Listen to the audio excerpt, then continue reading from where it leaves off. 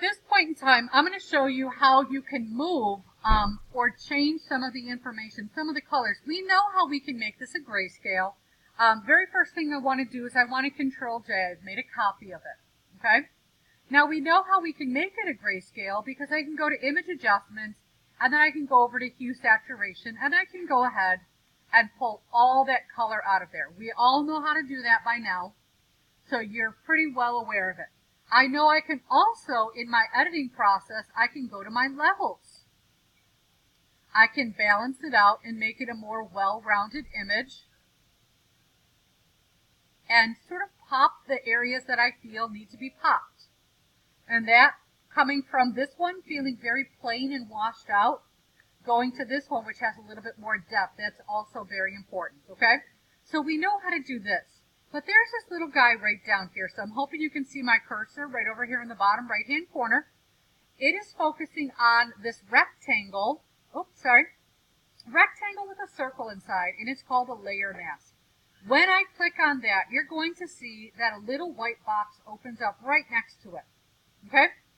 This right here means my picture is active. This means my layer mask is active. The cool part about this layer mask is that it is temporary.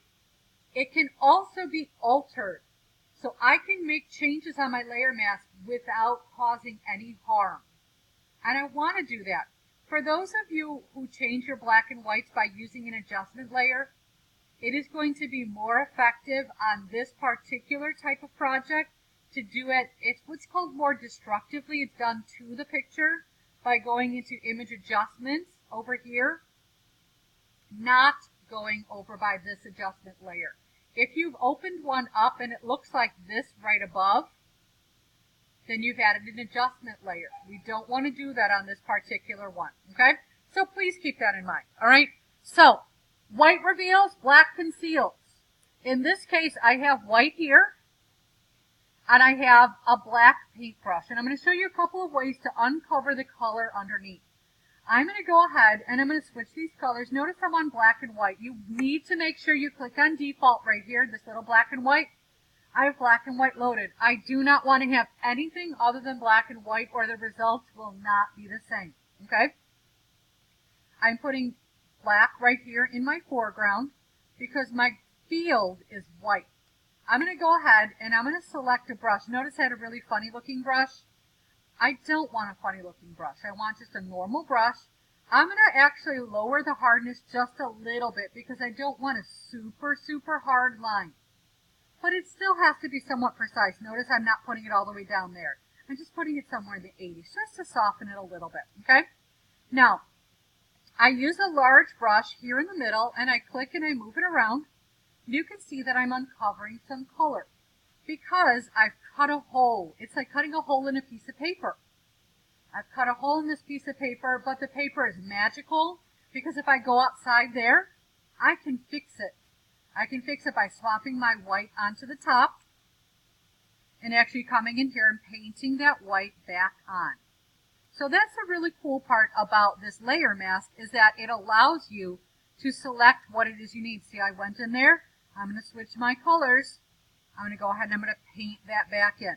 So I can go through and spend the time making sure, again, I'm going to go with the largest brush possible for the size of my object. This has large petals, so I can use a large brush. But then I'm going to use my left bracket. Don't forget that makes it a lot faster. Left and right bracket on your keyboard, located right by your Enter key, is a lot faster than doing this, trying it out, doing this, trying it out. No, that's all wrong. I need to be here, etc. Just use your bracket key, right? Bigger, left, smaller. You're going to come in here, take the time to uncover, go over here. You're going to go all the way around. Notice if I use a bigger brush, it gave me a little bit faster of an effect. But again, right on those smaller parts of the petals, I'm going to go slower and much more careful. So I'm going to go all the way through. Oh, see, I wasn't that careful. I'm going to go all the way around to this side. I would also recommend you zoomed in. I'm not going to zoom in right at this point in time. I'm going to flip my colors, but notice my cursor did not go anywhere near right here. For those of you that are fond of keyboard shortcuts, please use the X key. If you use the X key, you can flip the color to the foreground or background. I flip it back and I've got the black. I didn't even mean for that to rhyme. We're going to go ahead then and call this guy just about done. I would zoom in and make sure I didn't miss anything to make sure it was effective. So that's one way of doing this. And I want to show you a second way. This one, I'm going to Control J. I'm also going to desaturate. Again, reminder, image, adjustments, hue saturation, and let's pull that puppy down. I'm going to go ahead and adjust my levels as well to make sure this has nice definition.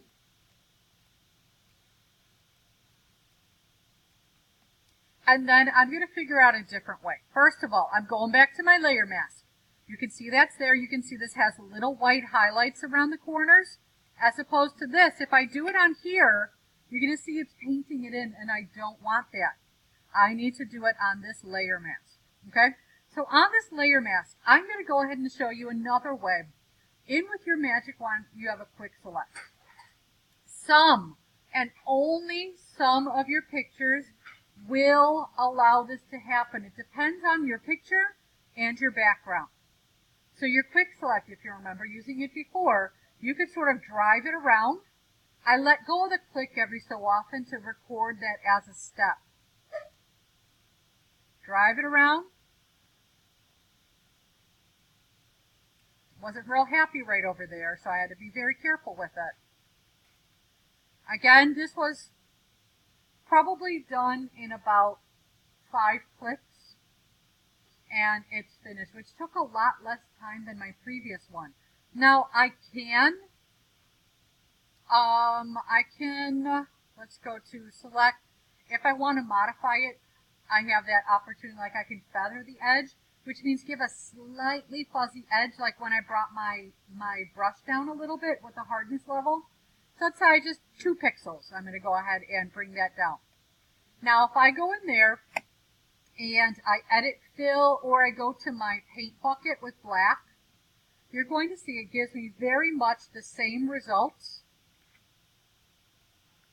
Very much the same results as this one. Okay? But this one was done a little bit quicker. Not all of yours will work like that. So if the quick select doesn't work, that's this guy right here.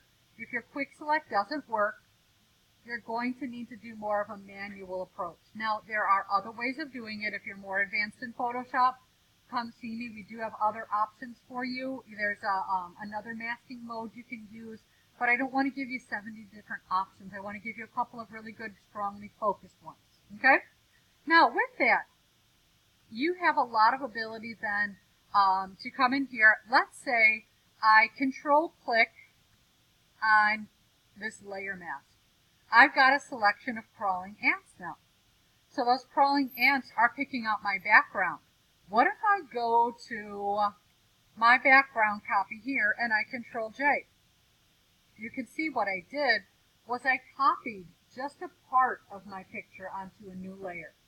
I could have copied part of this one by pressing Control. Oops, sorry, I don't have my selection in. I could have copied part of this one onto its own layer. For some of you and your next project, you're going to need to do that. So just know that there's lots and lots of options to that, okay? Now the last thing I wanted to talk about is changing out your color. Very much the same thing. I'm going to Control J, copy my background.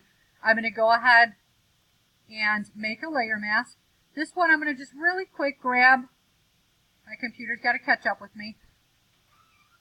I'm going to really quick grab this. I'm going to go ahead and, again, quickly fill it with black so I've got that hole cut out.